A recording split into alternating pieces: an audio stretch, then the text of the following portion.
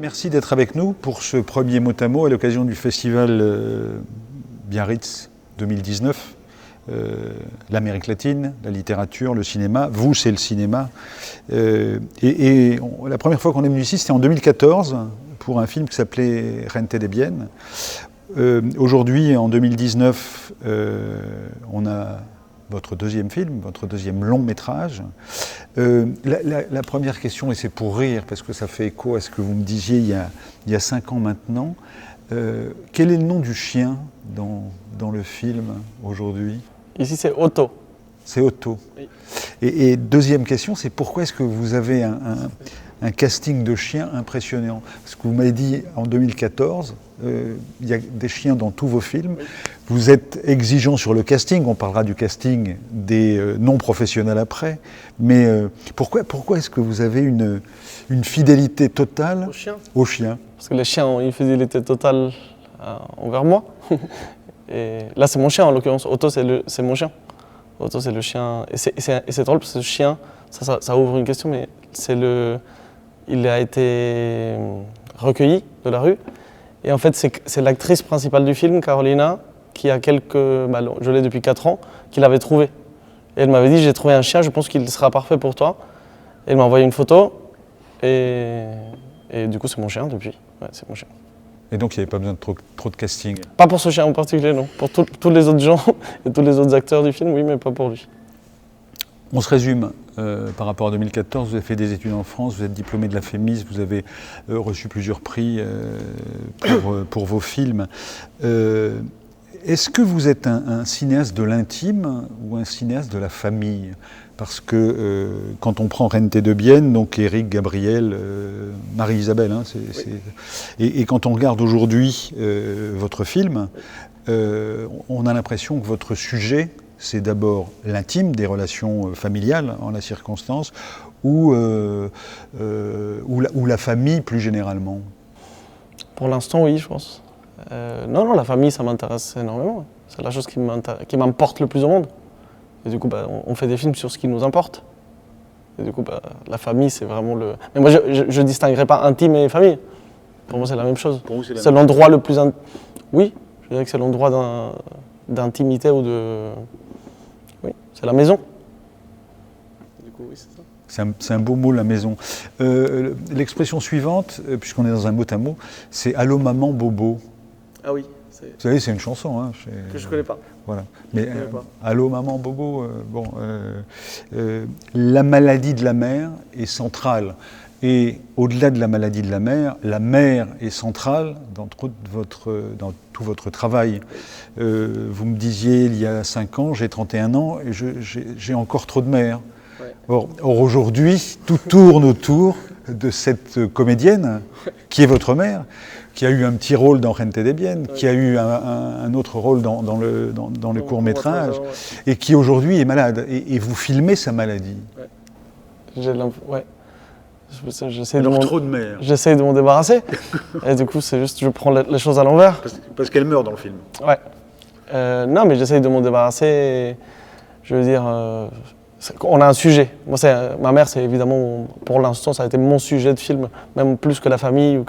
C'est vraiment, je fais des films autour de ma mère, hein, je dirais.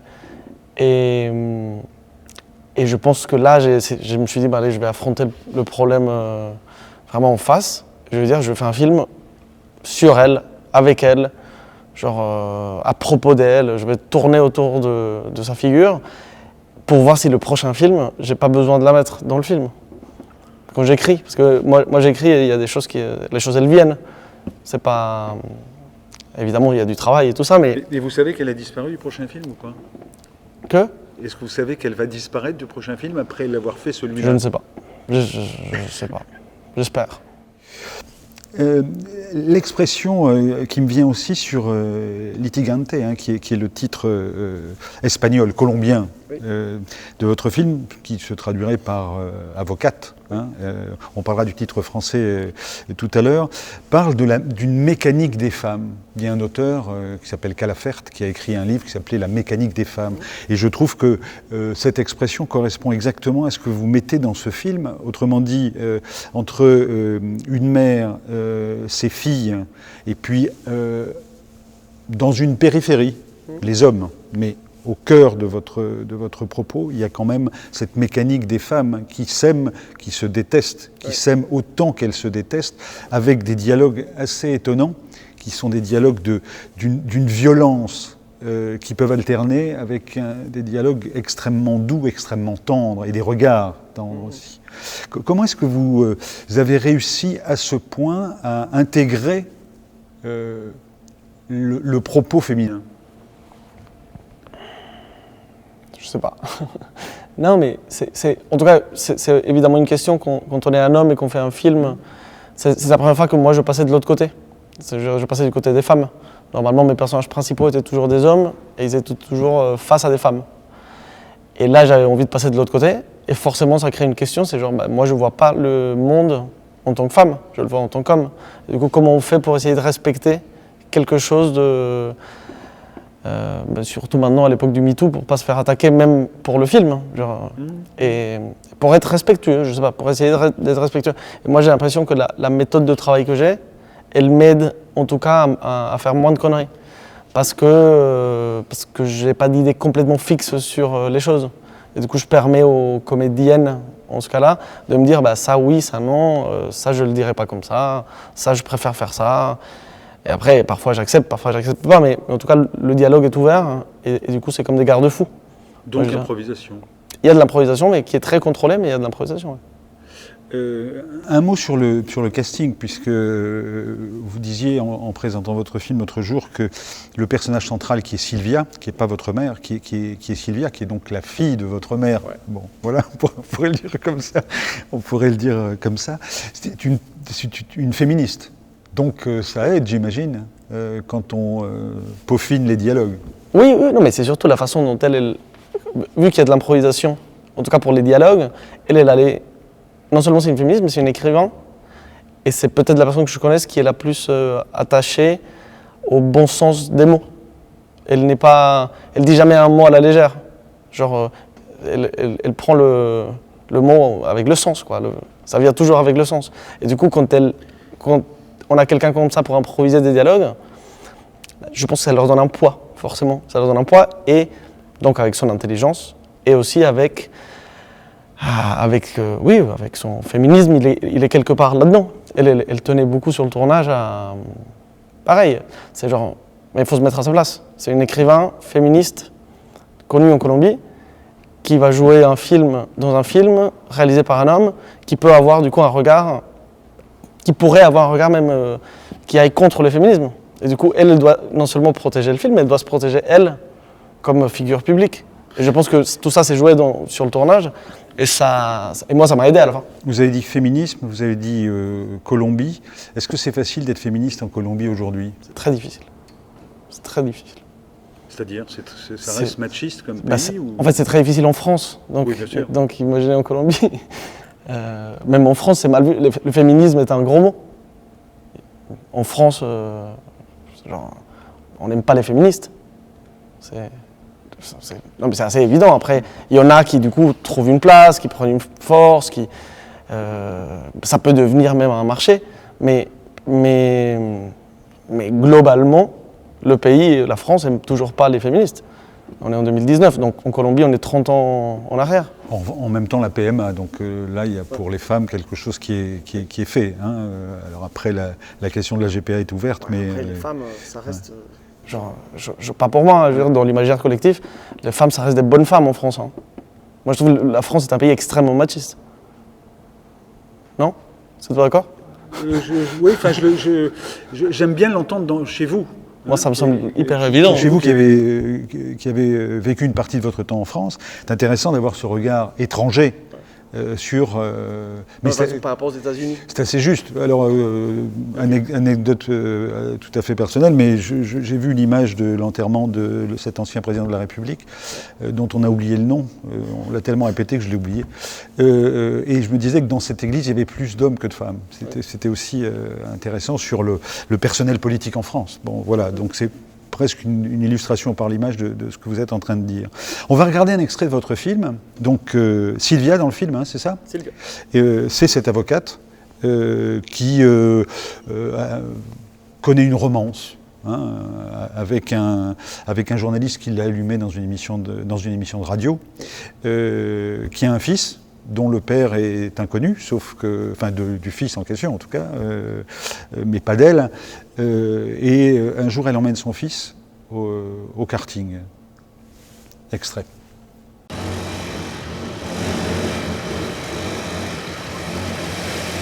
¡Vamos, Antonio! ¡Por el vértice! ¡Haz un crack! ¡Crack! Es buenísimo. Ah, la tiene. Es buenísimo, yo no tenía ni idea, yo nunca he venido. No, muy bueno. ¡Wow! ¡Antonio! No sé cuántas más cosas que no sabía de él, como que era un piloto de carros. Un gran piloto.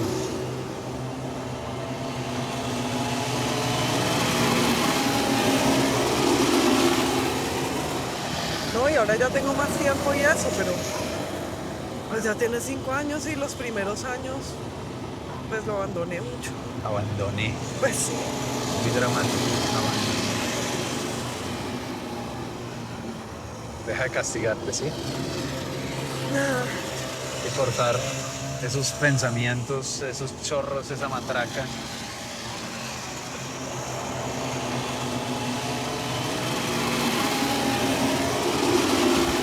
¡Wow! Ya ¡Qué crack! ¡Vamos!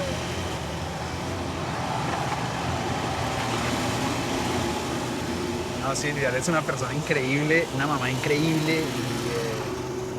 Pero es que, no sé, tú te imaginas que todo el mundo es el universo ideal y eres una mamá espectacular. Un mot sur le titre. On a un titre en espagnol qui signifie avocat, et en France, votre film sort en janvier. Le titre sera Une mère incroyable. Pourquoi est-ce qu'on change de titre ? C'est pas moi qui change de titre, c'est le distributeur. Moi, je pense qu'on change de titre parce que ça ramène plus de gens en salle. En tout cas, c'est ça le pari.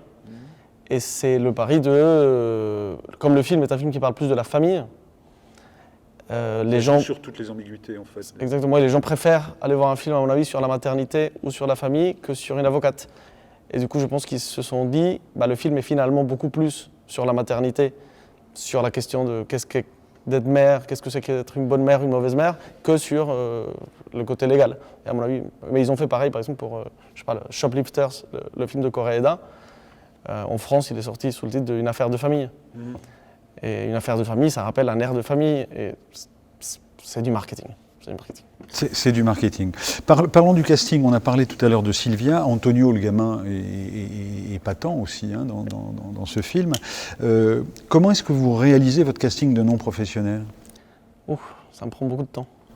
Vous me l'aviez déjà dit en 2014. Ça prend très longtemps. Et c'est l'une des phases les plus importantes. C'est la phase la plus importante. Moi, je dirais que le casting, pour moi, est vraiment le centre de tout. Parce que moi, je dis toujours, avec un mauvais scénario, on ne peut pas faire un bon film. Et avec un mauvais casting, on ne peut pas faire un bon film.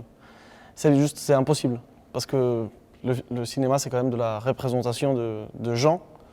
Et du coup, il faut avoir les bonnes personnes. Et c'est pour ça que les acteurs sont si importants. C'est pour ça que ça devient des stars. Du coup, moi, ça me prend... Là, en l'occurrence, c'était 9 mois de casting. Ce qui, je pense, ça s'était jamais vu en Colombie. La direction de cinématographie, quand on a envoyé le budget du casting, ils nous ont dit « Expliquez pourquoi c'est aussi cher ». On ne peut pas comprendre. Parce qu'ils ne sont vraiment pas habitués à que quelqu'un passe autant de temps. Et moi, ça me permet de prendre connaissance de mon film. Pendant que je suis en train de faire le casting, on se trompe tout le temps. On trouve la mauvaise Sylvia, pas la mauvaise Laetitia parce que je l'avais déjà, parce que c'était ma mère, mais le mauvais Antonio. Et du coup, on voit et on se dit, c'est pas ça. Vous avez déjà votre mère et votre chien. Hein. Ouais, c'est ça. Et je me dis, c'est pas ça, c'est pas ça. Et justement, parfois, je disais à l'équipe de casting, mais vous voyez bien que c'est pas ça, parce que ça peut pas être la fille de ma mère. Ça peut pas être. Même ce chien-là, il serait pas avec ces gens-là. Moi, j'essaye vraiment de construire une famille. Ça fait partie de l'écriture, presque. Oui, non, mais ça fait partie de la conception du projet. C'est. À un moment donné, on avait une sœur, on hésitait entre 2 sœurs pour le personnage de Maho, et il y en avait une autre qui était super. C'est juste, c'était pas du tout cette même famille. Mais elle était super. Dans un autre film, elle aurait été géniale. C'est juste, c'est pas la même famille. Il y aura le retour. Peut-être une deuxième famille. Un mot sur je parlais tout à l'heure de périphérie. Les hommes sont à la périphérie, les pères sont à la périphérie, les amants sont à la périphérie. Ça fait aussi écho à votre histoire familiale? C'est très autobiographique, ça aussi? Oui. Moi, j'ai grandi avec des femmes. Et après, j'ai vu des hommes. Si, j'avais des oncles, j'avais un parrain, j'avais des gens comme ça autour un peu. Mais je viens d'une famille où, genre même ma mère, ma mère a 4 sœurs et 2 frères, mais les frères, ils sont comme écartés. C'est comme si la femme avait pris le pouvoir de quelque chose. Je viens d'une famille qui est vraiment matriarcale en fait. Et du coup, à la fin, c'est ça que je finis par représenter. Mais c'est drôle parce que moi, je ne me rends pas compte qu'ils sont écartés, les hommes, dans le film. En fait, à un moment donné, forcément, j'en prends conscience. Mais... Pour l'avoir vu, si, ils sont satellisés. Oui, mais j'en prends conscience. Mais moi, en le faisant, je me dis, c'est juste comme la vie. C'est pareil. Pourquoi les gens ont des chiens dans le film? Parce que pour moi, tout le monde a un chien. Et je sais bien que pas tout le monde a un chien et que pas tout le monde a un rapport aussi proche à un chien. Et même à des enfants. Et moi, j'ai toujours des enfants dans mes films aussi. Mais... il n'y a pas toujours d'enfants. Chez moi, il y en a. Vous parlez de l'autоfiction en quelque sorte. Hein, c'est un grand débat. Est-ce que c'est facile de faire du cinéma en Colombie? C'est pas facile de faire du cinéma en général. J'attache cette question à le milieu que vous décrivez en Colombie. Est un milieu qui est hors poncif qu'on peut avoir en France vis-à-vis de la Colombie. Hein. Donc c'est un milieu aisé, c'est la bourgeoisie ou la moyenne bourgeoisie à Bogota. D'où ça vient cette... Ce milieu? Ouais, ce milieu, c'est mon milieu. C'est votre milieu. C'est pareil, c'est mon milieu. Après, on a toujours fictionnalisé un peu parce que là, par exemple, la maison de ma mère est bien plus grande que l'appartement où elle habite en réalité. Mais c'est mon milieu. Et c'est le milieu que je connais le mieux. Du coup, c'est celui que j'essaye de filmer le mieux. Moi, par rapport au film d'avant, j'ai eu aussi envie de ça, parce que le film d'avant, il y avait vraiment le côté entre les 2 classes sociales. Oui, absolument. Et ça avait été très intéressant de me plonger dans un autre milieu. Mais sur le tournage, j'avais été plus heureux de filmer le milieu bourgeois. Et du coup, je m'étais dit, peut-être qu'il y a un truc qui est plus direct, qui me touche plus fortement, je ne sais pas qui est. Et du coup, je me suis dit, sur celui-là, je vais me dire, sauf si j'ai une vraie bonne raison d'aller dans un autre milieu, restons là pour voir ce qui se passe. Et voilà, c'est ça. Je reviens sur ce que vous me disiez en 2014, et avec 2 ou 3 questions pour conclure. Vous me disiez en 2014, la cocaïne a construit des villes et tué beaucoup de gens. Donc ça, on parlait du narcotrafic en Colombie. Aujourd'hui, 5 ans après, au-delà du poncif, c'est toujours vrai. C'est toujours vrai. C'est toujours aussi vrai. C'est toujours aussi vrai. Ouais. Oui, nous on reste un pays. En fait, c'est drôle parce que les gens ne se rendent pas du tout compte. Genre, Bolsonaro, par exemple, tout le monde en France voit qu'il y a un énorme problème. Mais Duque en Colombie, les gens ne se disent pas qu'il y a un problème. Ou même Uribe, quand il y était. Duque, c'est comme le Medvedev de Poutine pour Uribe. Je ne sais pas pourquoi ça n'arrive pas. Je pense il a comme des meilleures manières. Formellement, c'est mieux enrobé. Et du coup, ça a l'air... mais Duque et Bolsonaro, c'est genre... c'est les meilleurs copains du monde. Et c'est le drame de l'Amérique latine aujourd'hui. C'est-à-dire qu'après une période d'ouverture ou de printemps latino, on est... C'était parti vraiment à gauche, ou en tout cas, ça avait tenté. Et là, on passe de l'autre côté, vrai. Et la démocratie perd évidemment des plumes. Votre mère est toujours de gauche? Ouais. Et oui. C'est juste, elle est de gauche, mais pas toujours dans les faits. Mais comme beaucoup de gens, je crois. Dans l'idée? Dans les idées, absolument. Elle est très... Mais parfois, elle fait des trucs atroces. Donc, genre, que ferait quelqu'un de droite? En tout cas, ce que moi, je me raconte être quelqu'un de droite. Ouais. les ambivalences. Non, mais la façon de traiter parfois un employé, par exemple, tout bêtement. Et ça, c'est des trucs de... Ma mère, elle a un petit côté genre aristo de gauche. Mais c'est juste que parfois, le côté aristo, Il y a du caviar en Colombie? il y a du caviar, oui. La gauche caviar. Oui, il y a une gauche caviar, c'est sûr. Mais le caviar est plus cher qu'en France. Et puis, je voudrais conclure avec ça. Peut-être un mot sur vos références. Quelles sont vos références cinématographiques aujourd'hui? Il y en a trop, mais... Ou littéraires? Là, pour ce film-là, par exemple. Si vous voulez, pour ce film-là, mais en général ouais, par rapport... Pour ce film-là, il y avait quelque chose avec... j'étais vraiment genre... dans la note d'intention et tout, je pensais à Romain Gary, vachement. Et à La Promesse de l'aube en particulier, c'est sur l'idée d'une mère qui prend un peu trop de place et qu'en même temps, on aime par-dessus tout. Et du coup, il y a quelque chose de ça qui m'a... Je me disais, c'est intéressant de raconter ça. Du coup, Romain Gary, il y avait ça. Et cinématographiquement, il y a trop de choses, parce qu'il y a les gens de qui moi je me sens proche, et moi je me sens toujours proche de Piala, mais je ne sais même pas si c'est cinématographiquement. Il y a quelque chose de, je pense, qui était ce type-là, où moi je me dis, je vois bien un peu ce que tu vivais. Qui est dans un casting à repérer Sandrine Bonner. Exactement. Hein, qui est là tout de suite, évidemment dans le casting, comme vous dites que vous les faites il y a un moment une adéquation parfaite. Hein. Piala, ça c'est côté français. Chez les Américains, il y a la comédie romantique. Est-ce que bon, c'est un peu... Moi je regarde... Oui, moi je suis vachement attiré. Je suis cinéphile, mais je suis pas cinéphile. Genre j'ai arrêté de voir des films de Tarkovsky il y a longtemps. Parce qu'ils m'intéressent énormément. Quand je les vois, mais ils me font un peu chier aussi. Et je regarde vachement la télé, même pour m'endormir. Et je regarde énormément de comédies romantiques et je peux voir des films des dizaines de fois, genre, même des centaines de fois. Des films qui ne sont pas spécialement... Je sais pas, les films de Judd Apatow par exemple, il y a des comédies surtout produites par lui, aussi celles faites par lui, mais qui m'intéressent vachement. Et dans le film, je crois qu'il y a quelque chose... Je pense qu'on est toujours... En fait, on raconte des choses sans se rendre compte. Et moi, j'ai construit un personnage, qui est le personnage du journaliste, qui est comme dans le schéma hollywoodien typique. C'est genre, au début, on croit qu'on l'aime pas du tout. En fait, finalement, l'histoire d'amour est très scénarisée comme dans un film d'Hollywood. Je pense qu'elle n'est pas du tout filmée comme ça et qu'on n'a pas le sentiment. Mais moi, je suis très...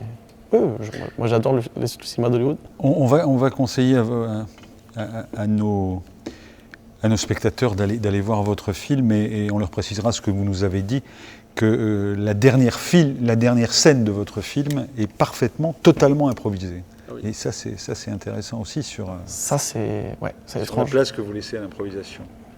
Après, c'est l'improvisation. C'est le mot improvisation, moi je le trouve pas juste. Le laisser aller, le laisser... Parce qu'en fait, en réalité, c'est juste... C'est ça. Advenir. C'est laisser advenir. C'est un peu comme un autre cinéaste que moi j'adore absolument, c'est Thérèse Malick. Et en fait, il y a cette histoire du papillon dans Tree of Life. Il y a un papillon qui se pose sur la main de Jessica Chastain. Et on se dit, mais comment on fait pour que ce papillon se pose sur cette main? Et en fait, il faut laisser la place à que ça arrive. Comment on laisse cette place-là? C'est extrêmement compliqué, surtout quand il y a 30 personnes autour. Mais moi, tout ce que je cherche tout le temps, c'est de laisser la place que quelque chose advienne. Et idéalement, un miracle. Vous êtes croyant? Oui, je suis croyant, mais pas pratiquant. Mais je suis croyant, après je sais pas ce que ça veut dire être croyant, mais je crois en miracle en tout cas. Ouais. C'est bien parce que ça m'ouvre à la dernière question. Il y a 5 ans, vous m'avez dit « Je ne fais jamais confiance à quelqu'un qui porte les cheveux longs ». À l'époque, vous aviez les cheveux jusque-là. Aujourd'hui, vous les jusque-là, mais vous avez fait vous les avez bouclés vous avez fait un chignon. Parce qu'on se cache derrière les... Je me cache déjà un peu moins qu'à l'époque. Et alors justement, donc, est-ce que vous croyez un peu plus en vous aujourd'hui? Oui, je crois. Je crois que je crois de plus en plus en moi. mais c'est un truc aussi avec l'âge, j'ai l'impression qu'on commence à se dire, je suis ça et je suis pas ça. Je suis ça et je suis pas ça. Et du coup, on a moins d'ambition d'être quelqu'un qu'on n'est pas. Vous êtes ça, par exemple quoi? Une chose. Je suis très intelligent. Vous n'êtes pas ça? Je suis pas très humble, peut-être. Merci Franco Loli. Bon, voilà, on a ri, mais on va être sérieux une dernière fois. Quel est votre mot de minuit? Le mot de minuit, c'est pour en choisir un? C'est genre le mot le plus important? Ouais, enfin, momentanément en tout cas. c'est l'amour, toujours. C'est sûr. Merci. Non, je ne me souviens plus du nom du bal perdu. Ce dont je me souviens, c'est de ces amoureux qui ne regardaient rien autour d'eux. Il y avait tant d'insouciance dans leurs gestes émus, alors quelle importance